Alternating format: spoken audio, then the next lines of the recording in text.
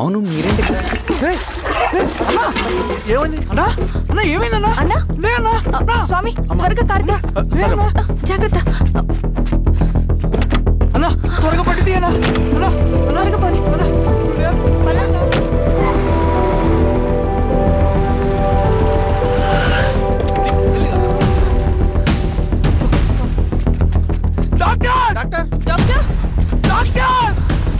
ఏమైంది డాక్టర్? త్వరగా చూడండి డాక్టర్. లోపల తీసుకురండి.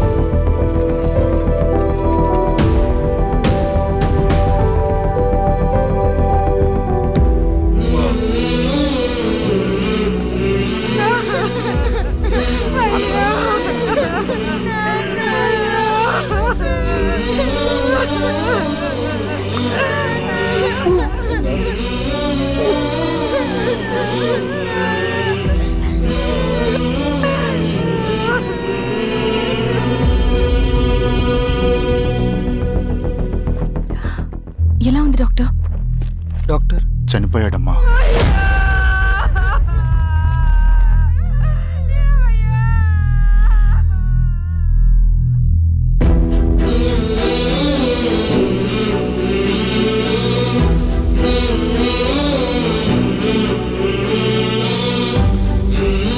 ఆ పేపర్స్ ఏంటి రవి? అతని భూమికి సంబంధించిన పేపర్స్. ఒక సంవత్సరం నుంచి ఈ పేపర్స్ పట్టుకుని ప్రతిరోజు ఎంఆర్ ఆఫీస్ చుట్టూ తిరిగేవాడు. భూమిని తాకట్టు పెట్టి అప్పు తీసుకున్న పాపానికి టైంకి వడ్డీ కట్టలేదని అప్పిచ్చిన ఆ దొర ఎంఆర్ఓ ఆఫీసులో లంచం ఇచ్చి భూమిని తన పేరు మీద రాయించుకున్నాడు. ఈ ఎంఆర్ఓ ఆఫీసులో ఎవరు నిజాయితీగా పనిచేయట్లేదండి. చెట్టు కట్టి నరకాలు ఒక్కొక్కడిని. నరికేయడం రవి? నువ్వు కాగితం మీద ఒక బొమ్మ గీస్తావు, ఒక చోట సరిగ్గా రాదు, ఏం చేస్తావు? ఎరేజర్తో సరిచేస్తావా లేకుంటే ఆ పేపర్ని చింపేస్తావా? మరి మనుషుల విషయంలో ఎందుకు రాదు ఆ ఆలోచన? తప్పు చేసిన ప్రతి ఒక్కరిని నరుక్కుంటూ పోతే చివరికి మిగిలేది మనుషులు కాదు, శవాలు.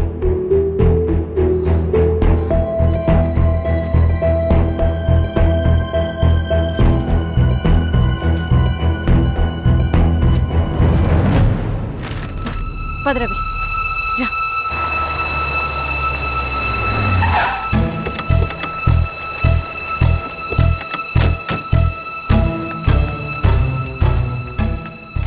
పానుకోటి నర్సయ్య ల్యాండ్ ఎవరు చూస్తున్నారు? మీరెవరు? ఇదిగోండి అప్లికేషన్. ఇది డిస్ప్యూట్ ల్యాండ్, ఎవడేం చేయలేడు. నీ నిర్లక్ష్యం, నీ లెక్కలేనితనం వల్ల ఒక నిండు ప్రాణం పోయింది. ఒక కుటుంబమే రోడ్డు మీద పడింది తెలుసా? ఏంటో మా గొడవ?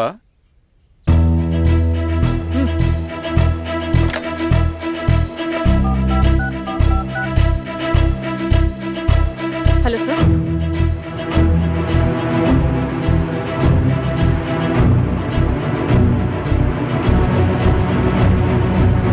Okay sir. You are dismissed. Peon,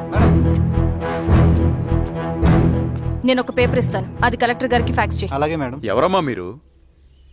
ఈ ఊరికి కొత్తగా వచ్చిన ఎంఆర్ఓ.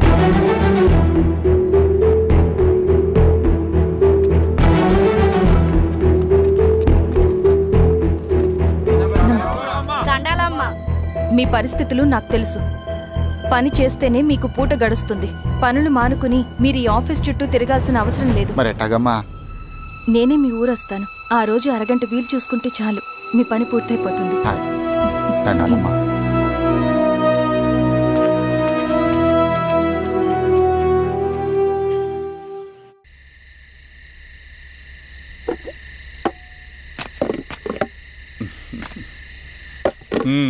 ఎంఆర్ఓ గారు ఏంటి ఛార్జ్ తీసుకున్న మొదటి రోజే ఆఫీసులో మీ పవర్ చూపించారట? అన్నయ్య,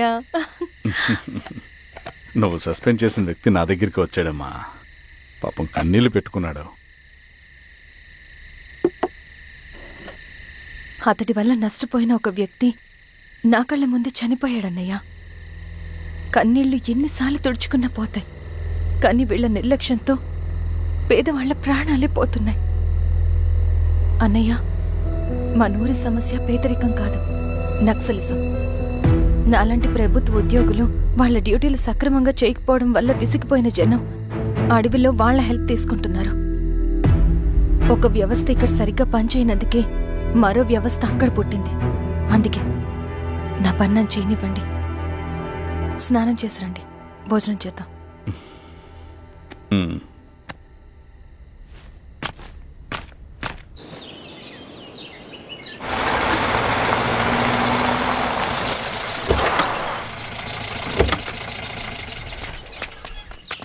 నమస్కారం అమ్మా. నమస్తే. ఇలా రండి.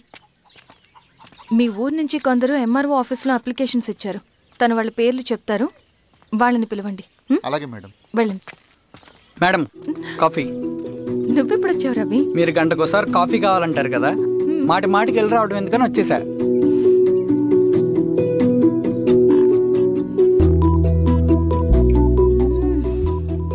రవి, ఈ కాఫీ కోసమైనా నేను పెళ్లి చేసుకోవచ్చు.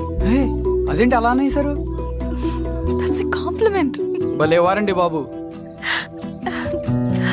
దండాలమ్మా. నమస్తే. ఇలా ఇవ్వండి. చెప్పండి, మీ సమస్యలేంటో. పేరు తలుపుల వీరాంజనేయులు. ఉన్నది 3 ఎకరాల పొలం. చిన్నుపాటి ధనుంజయరావు అనే మహానుభావుడు అందులో 2.5 ఎకరాల భూమిని తన పేరు మీద రాయించుకున్నాడు. అడిగితే నీ దిక్కున్న చోటు చెప్పుకోమన్నాడు. దిక్కులేనాడు కాబట్టి 1/2 ఎకరం భూమి మీదే పెద్ద కుటుంబాన్ని నెట్టుకొస్తున్నాడు. అవునమ్మగారు, ఆ పొలం ఎలాగైనా తిరిగిపించేయండి అమ్మగారు. ఆ పొలం కోసం 3 సంవత్సరాల నుంచి తిరుగుతున్నాను అమ్మగారు. వీరబాబు, వీళ్ళందరి దగ్గర కలెక్ట్ చేసుకో. మేడం, దాదాపుగా ఇక్కడ ఉన్న వాళ్ళందరి పరిస్థితులు ఇవే. వీళ్ళ సమస్యలు పరిష్కారం కావాలంటే మాట్లాడాల్సింది వీళ్ళతో కాదు మేడం, మన ఊరి పెద్ద మనుషులతో. ఇందు మూలంగా 50 మంది గ్రామ ప్రజలకి తెలియజేయదేవనగా శ్రీరామగిరి గ్రామ పంచాయతీ మోతుబరి రైతులు, సన్న చిన్నకారు రైతులందరూ రేపు ఉదయం 10 గంటలకి ఎంఆర్ఓ ఆఫీస్ దగ్గరికి రావాలా.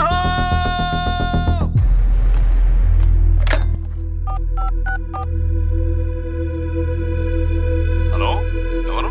నమస్తే బాబాయ్, నేను ఈశ్వర్ రెడ్డి. ఎలా ఉన్నావు? బాగున్నా. చెప్పు బాబాయ్, శిరీష్ ఎంఆర్ ఆఫీస్లో భూ సమస్యల గురించి రేపు మీటింగ్ ఏర్పాటు చేసింది. ఈ విషయం మన వాళ్ళంతా ఎలా తీసుకుంటారో అర్థం కావట్లేదు. అందుకనే మీకు ఫోన్ చేశాను. శిరీష్ చెప్పింది చేయండి, అదే మనకి కలిసి వస్తుంది. సరే బాబాయ్, ఉంటాను.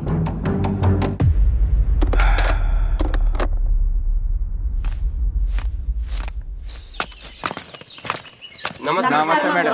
నమస్తే అమ్మా. కూర్చోండి.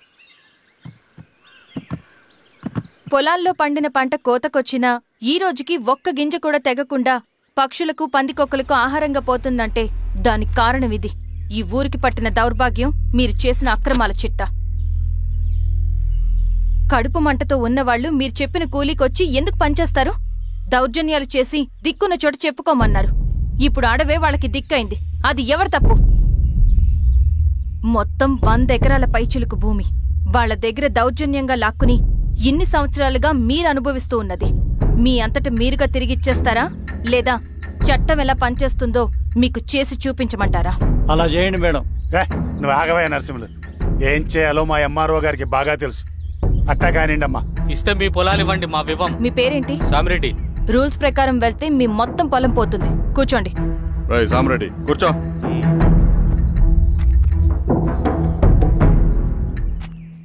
ఏమ్మా, సంతోషమేగా? మరీ నువ్వు అనుకున్నంత చెడ్డవాళ్ళేం కదమ్మా మనోళ్ళు.